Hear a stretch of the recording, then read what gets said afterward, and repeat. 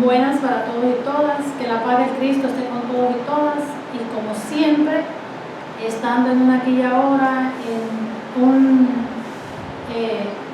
en una plena autoobservación psicológica, en una marcha en muerte y acción inmediata.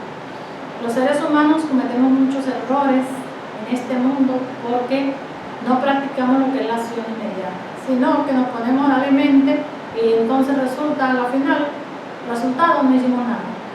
Entonces debemos tener eso en cuenta, una aquí y ahora, plena autoobservación en lo que haces, plena conciencia, pues, porque los seres humanos realmente no tienen conciencia de sí mismos, sino que lo de ellos es mental.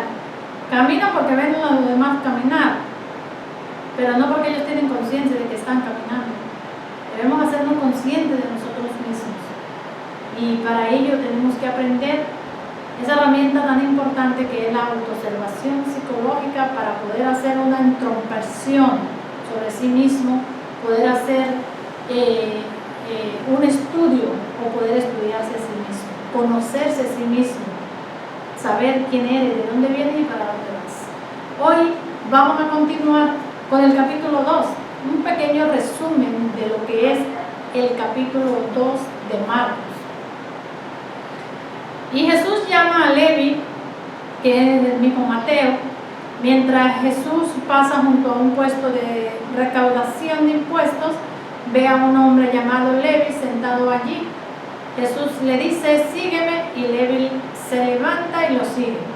Levi, también conocido como Mateo, era un recaudador de impuestos, considerado un pecador por la sociedad. Después de seguir a Jesús, Mateo organiza un banquete en su casa al que asisten Jesús y sus discípulos, junto con otros recaudadores de impuestos y pecadores. Jesús es cuestionado sobre el ayuno. Los escribas y fariseos, observando que Jesús viene con pecadores, cuestiona a sus discípulos acerca de por qué Jesús no sigue las prácticas de ayuno establecidos. Jesús responde diciendo que Él es como un novio que está presente, y mientras esté con ellos no es apropiado ayunar.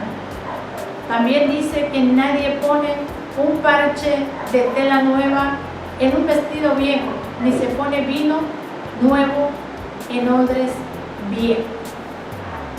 Aquí ya explicamos lo que es el ayuno, y realmente si usted está en pleno trabajo de sí mismo, usted no puede ir a ayunar. Usted tiene que, como hemos dicho, prepararse psicológicamente, despertaros, jóvenes. Estoy aquí ahora. Entonces tenemos que prepararnos primero para después ir al ayuno. Ahora, Jesús nos explica a nosotros que si usted está en pleno trabajo, usted no puede estar ayunando. ¿Por qué? Porque sencillamente usted no puede echar vino nuevo en odres viejos. Es lo que decíamos en el capítulo 1 o capítulo 1, que nosotros no podemos ir a hacer ayuno porque sí, porque el fulano de tal lo está haciendo, pero usted no tiene ninguna preparación. Entonces usted va a echar vino nuevo en odres viejos. O sea, ese hombre viejo, eso significa que nosotros, para entrar a estos conocimientos o para iniciar un estudio sobre lo que es la Biblia, tenemos que limpiarnos un poco, ¿tú ves? Y como dicen, ser un hombre nuevo, una mujer nueva, para entonces poder entrar ese conocimiento en ese odre nuevo. O en ese recipiente. O en ese, exactamente, en ese receptáculo que venimos siendo nosotros. Un recipiente. Así es. Esa es la parte del ayuno que tenemos que tener en cuenta.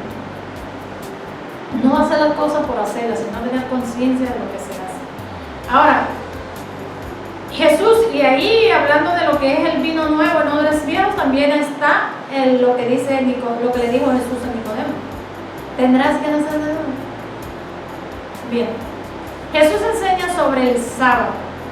En el día de reposo, los discípulos de Jesús arrancan espigas mientras pasan por los campos, y los fariseos lo acusan de violar la ley del sábado. Jesús le recuerda un episodio del Antiguo Testamento en el que el rey David hizo algo similar cuando tenía necesidad. Luego Jesús afirma ser el Señor del sábado, insinuando su autoridad sobre el día sagrado. Estos eventos principales están en Marcos 2, que se destaca la autoridad y el poder de Jesús, su llamado a seguir sus enseñanzas sobre el amor y la libertad. Aquí nosotros interesante, un paréntesis ahí. Aquí, espera un momento. Ajá. Para darle el paréntesis, porque vamos a hablar del día sábado, porque Jesús enfatiza que el sábado fue hecho para el beneficio del hombre. Oye, beneficio del hombre. De la institución de aquel entonces. Sí, no el hombre para el sábado. Sí. Escuche bien, en varias ocasiones realizó sanidades y buenas obras en el sábado, desafiando las normas y enseñando que hacer el bien y mostrar compasión era más importante que seguir estrictamente las restricciones del sábado. En el cristianismo, después de la resurrección de Jesús, el día de descanso y adoración se trasladó del sábado al domingo. Se lo cambiaron Conocido como el día del Señor o el día de resurrección. Esto se basó en los hechos que Jesús resucitó de entre los muertos en un día domingo. Escuchaba bien, pero... Y ellos lo hicieron por conveniencia a su feligreses para la institución. Porque y a sus intereses. Y a sus intereses, claro. Porque el día domingo es el cuarto día de la semana. El sábado es el séptimo día de la semana. El único día que está correcto es el sábado. Correcto es el sábado. Sí. Incluso el jueves es el sexto día de la semana. Donde está ahora mismo el sábado, el sábado le pertenece al jueves, legalmente. Es un desastre. Entonces continúa. Bueno, quería hacer el paréntesis, la aclararla, que la Biblia, como ha sido traducida a más de 100 veces y modificada en algunos aspectos por orden de ciertos intereses institucionales de ciertos, yo diría, todas las religiosas que existen, Jesús dice bien claro que hay que seguir sus enseñanzas. Pero cuando Él entregó las enseñanzas del Cristo íntimo, como vino aquí, y develó su misterio, esas enseñanzas fueron eliminadas de las Sagradas Escrituras, porque hay que aclarar, hay que echar luz donde hay oscuridad. Entonces, cuando Jesús vino y entregó la enseñanza del Cristo íntimo de cada persona humana, ahora bien, eso fue eliminado de las Sagradas Escrituras. Entonces, hay que seguir la enseñanza de Jesús, que encarnó al Cristo cósmico y que dio la enseñanza del Cristo cósmico. Pero Jesús no le dijeron que sígueme a mí, no, porque cada uno tiene que hacer su obra. Claro, exactamente. El mismo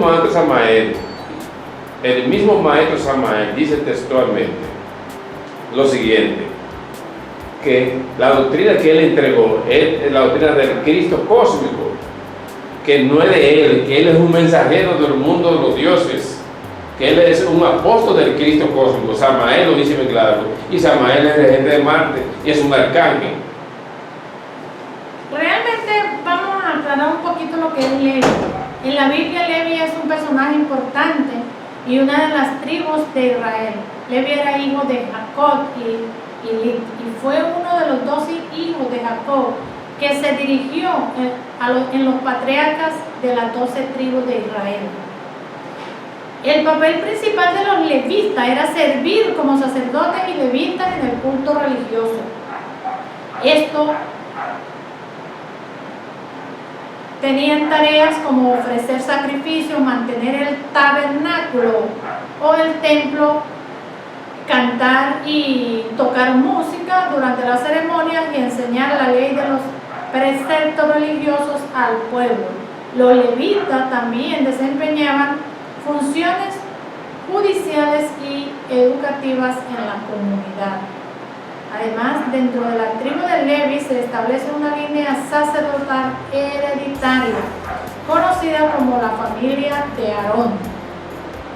Los descendientes de Aarón, también conocidos como los sacerdotes levitas o los Coanim, tienen un papel aún más destacado en el culto y apoyaron sacrificios en nombre del pueblo. Levi, en el contexto, o sea, ya en conclusión, en el contexto bíblico se refiere tanto a un individuo específico como a la tribu de Levi en general. La tribu enseñó un papel crucial en el servicio religioso y sacerdotal de Israel. Los levitas, especialmente los descendientes de Aarón, ocuparon posiciones de liderazgo en el culto y las enseñanzas religiosas. Tenemos que aclarar un momento aquí lo que es mantener el tabernáculo o el templo. El símbolo del tabernáculo. Que esto las personas lo leen, pero le pasan por arriba. A letras muertas. A letras muertas, no lo interpretan. ¿Qué es el tabernáculo? Explicaos. Bueno, si tú no lo quieres explicar, yo lo voy a explicar. El tabernáculo, donde están los dos querubines que se tocan con sus alas, representa la actitud de lo que es el matrimonio del hombre y la mujer. En la cópula metafísica, trascendental y sexual. En el tabernáculo están los 10 mandamientos y las reglas de todo lo que es el conocimiento de la ciencia y la sabiduría, de los misterios de gran arcano. El tabernáculo en última síntesis representa lo que es la gran obra del hombre y la mujer en matrimonio legítimamente constituido. Eso es lo que simbolizan, simbolizan legalmente que son los órganos sexuales del hombre y la mujer. Y démonos cuenta que solamente aquellas personas que mantienen el tabernáculo encendido, escuchad bien, son los que están señalados para dar los preceptos de Dios, para dar las enseñanzas del Cristo. Escuche bien, ¿por qué? Porque ellos son los que mantienen el templo encendido, el fuego encendido. Aquellas personas que tienen el tabernáculo hacia abajo, que son los fornicarios, los adúlteros. El tabernáculo representa los órganos sexuales del hombre y la mujer. Y por lo tanto, para que se entienda eso. Está la vara de Aarón con los dos querubines. ¿Qué sucede con aquellos tabernáculos que están degenerados? O aquellos que son operados, castrados, mutilados, etcétera. Entonces, esos no están, diría mi persona, preparados para darle enseñanza. En Deuteronomio dice bien claro textualmente: no entrarán hoy a la congregación de Jehová las personas que tengan apuntado su miembro viril o operado. No entrarán. Eso es en otra versión. Entonces la tribu de Levi fue designada por Dios para el servicio religioso y sacerdotal en el antiguo Israel. Así es. Así está escrito. A diferencia de las otras tribus. ¿Por qué a diferencia de las otras tribus? Eligieron a esa casta sacerdotal por su valor. Porque eran castos. Por su valor. Porque eran castos. Pues claro que sí. Porque mantenían el matrimonio en santa castidad. Sí. Entonces aquella persona, por eso antiguamente a mí me gustaba algo. Por ejemplo, eso ocurría en los Estados Unidos, que el matrimonio presidencial tenía que ser por lo menos, públicamente estar sin mancha en el sentido de cuernos y adulterios, porque eso era penado. Claro. Pero hoy en día yo veo que no importa eso. Y está ahí la ley. No, en los Estados Unidos todavía se está cumpliendo esa ley. Sí, pero no lo aplican eso. Pero debiera ser así, porque una pareja presidencial que no tenga valores no puede mandar. ¿A quién va a mandar? No puede manejar una nación. No puede manejar una nación. No hay virtud. Y eso es como que una autoridad sea homosexual o lesbiana. No pudiera estar en el puesto presidencial. No. O ningún puesto legislativo. Es antinatura. Ninguno. Todo lo que sea antinatura. ¿Por qué? Porque no tienen los valores para gobernar. No hay ejemplo. Entonces así mismo ocurría con la tribu de Levi. ellos estaban preparados porque eran descendencia, nada más y nada menos que del profeta Aarón. del profeta Aarón. Pero que la tribu de la tribu de Israel fueran 12 en total. Y de la tribu de Leví fue la que salió de ahí porque la vara de Aarón, que representa el mando sacerdotal, fue la que salió florecida en ese entonces. Pero es una alegoría, es una simbología, porque la vara de Aarón, que tenía los 7 grados de poder fue desarrollado, estaba encendida, porque el Señor fue un alquimista y trabajó duramente con el Sacratísimo Espíritu Santo, que es la energía sexual.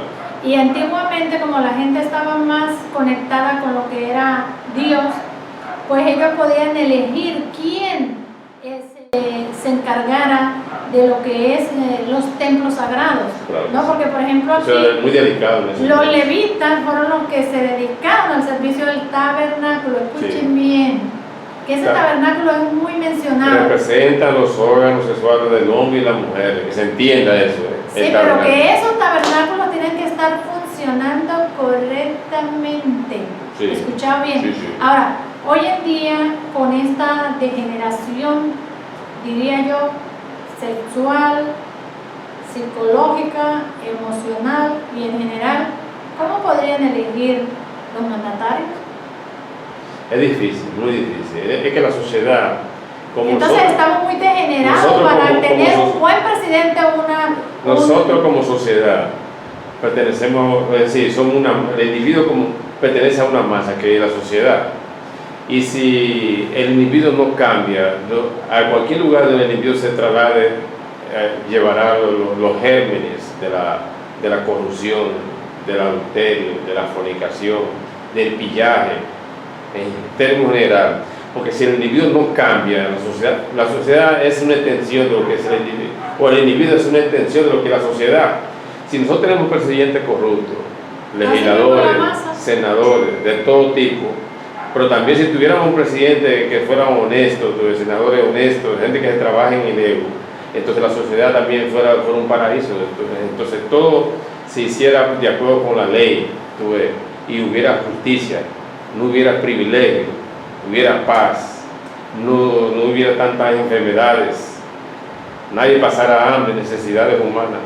Entonces sucede que todo lo contrario, una sociedad como nosotros, desprovista de valores, tiene que sucumbir desgraciadamente. Digo desgraciadamente porque es la realidad, es una fatalidad, porque nosotros lo que hemos sembrado y lo que estamos sembrando son desdicha para nuestra vida. Por eso que el futuro no existe. El futuro es aquí ahora. Lo que mi persona siembra aquí, mañana lo va a recoger. Mis acciones son lo que yo voy a recoger. El fruto de mis acciones que yo haga en este día de hoy día lunes, día 19 de junio, lo voy a recoger mañana, porque eso fue lo que sembré hoy. Porque la gente habla del futuro, el futuro es incierto, eso es falso, porque vamos a ver lo que tú eres aquí ahora en este momento. ¿Cuáles son tus actitudes, tus acciones, tu pensar, tu sentir, tu obrar? Eso es lo que te define como persona humana y te va a definir un futuro promisorio o un futuro de fatalidades, de enfermedades y de grandes conflictos y problemas graves. Eso es todo.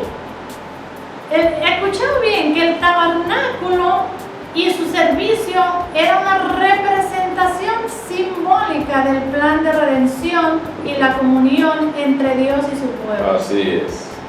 ¿Podría explicarme un poquito más? Eso es muy fácil. Sí, una representación.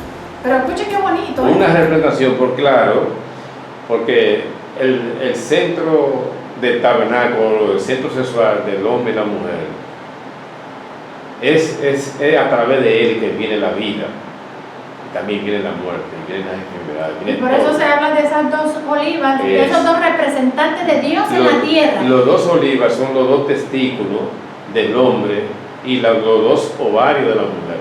Esas son las dos olivas, que son las que son representantes de Dios en la tierra. Y son las que crean, son las que excretan y esa energía. Y son las que dan vida. Eso, claro, las dos olivas. porque de ahí que en el hombre las dos olivas son los testículos. Dios Entonces, mío. eso es lo que da la energía sexual. Igualmente en la mujer que tiene, por ejemplo, los ovarios dañados, vamos a poner, enfermo, no puede concebir un hijo, no puede parir un hijo, porque no se puede prender un gameto femenino de un ovario que esté enfermo. No puede dar vida. Entonces, eso se entiende muy fácil. Entonces, el tabernáculo del hombre y la mujer son los representantes de Dios en la tierra, pero desgraciadamente ahora mismo son representantes de Satán, porque ese tabernáculo se utilizaba para la prostitución, para el adulterio, No, entonces se cambió para la ese. lujuria en términos generales. Entonces eso cambió, porque eso lo convirtieron entonces en los templos que convirtieron ahora los romanos católicos. Sí, Lo quitaron. Eso no existe. Eso no existe. Ahora, el tabernáculo, escuchaba bien, el tabernáculo era. Creo que conté algo de la gente de aquel lado de Roma, habla de Roma, porque el nombre del catolicismo le corresponde a toda la humanidad. Bueno, no de a un Roma, liceo, sí, sí. de Roma. De Roma. Ellos desmantelaron eso. Sí, eso lo eliminaron todo. Entonces, lo que significa el tabernáculo, yo lo sé. Yo lo sé. Lo que significa el tabernáculo en el interior, por ejemplo, el tabernáculo era una estructura que portátil, escuche bien, que consistía en un patio exterior rodeado por una cerca de tela. Escuchen que esto es una simbología. Dentro del cual se encontró una tienda cubierta por cortinas de lino y pelo de cabra. En el interior de la tienda se divide en dos partes: el lugar santo y el lugar santísimo. El lugar santo alberga el candelabro de 7 brazos, representando los 7 poderes del fuego del ser humano. La mesa de los paneles de la procesión y el altar de incienso. Escuchen bien. El lugar santísimo, separado por un velo, contenía el arca del pacto, que era considerado el trono de Dios. Sí. ¿Sabe qué es eso? El arcano AZF, la piedra filosofal, sí. Los misterios sexuales, que ahí mismo dice el pacto, sí, con Dios. Porque el pacto de un hombre y una mujer de matrimonio es la castidad científica, practicar la castidad científica. Es que eso se dio velado porque la humanidad no estaba preparada para decir, se le daba de labios a oídos, los conocimientos de gran arcano. E incluso el que profanaba esos misterios antiguamente y lo revelaba públicamente tenía problemas, tenía muchos problemas.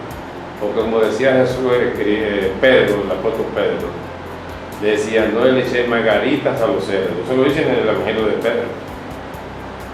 ¿Qué significa eso? Oye, es que esto en verdad que está envuelto en muchos papeles de verdad. Es un misterio. Un misterio totalmente. Este tabernáculo, que según las instrucciones dadas por Dios a Moisés, fue utilizado como lugar de adoración. Escuchen, ya saben que el tabernáculo son los 2 testículos del hombre y los 2 ovarios de la mujer. Los 2 querubines que están en el arca. Sí, pero para que se entienda, que se tocan, para que se entienda en más, actitud del hombre y de la mujer. Para que se entienda más claro. Pero están haciendo el acto sexual sagrado. Ya ahí ya usted se fue más profundo. No, que es así. Es que usted se va por allá. Es que así debe ser. Entonces es los ovarios y los testículos del hombre, que son los representantes de Dios en la tierra. Sí. Dije que fue dado por Dios a Moisés. Fue utilizado como lugar de adoración y como símbolo de la presencia de Dios en medio del pueblo de Israel durante su peregrinaje en el medio del pueblo de Israel. Mira. Ahí está.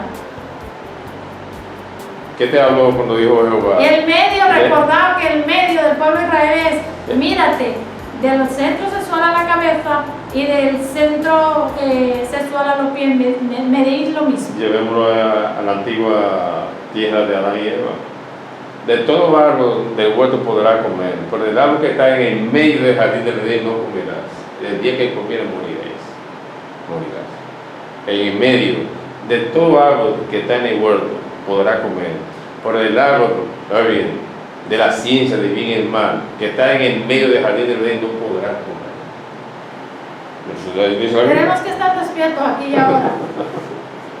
Entonces, el tabernáculo estaba ubicado en el centro del campamento de los israelitas. Escuchen. En el centro. ¿Qué está diciendo en el centro? ¿Qué está diciendo en el centro sexual de los israelitas? Porque eso es alegórico. Y era el lugar donde se realizaban los sacrificios y ofrendas y donde se guardaba el arca del pacto sagrado. El pacto con Dios. No fornicar. Escucha bien, porque esto es un sacrificio. Sí. El matrimonio perfecto o el matrimonio Practicar el matrimonio, sí, debe hacer un sacrificio para no fornicar.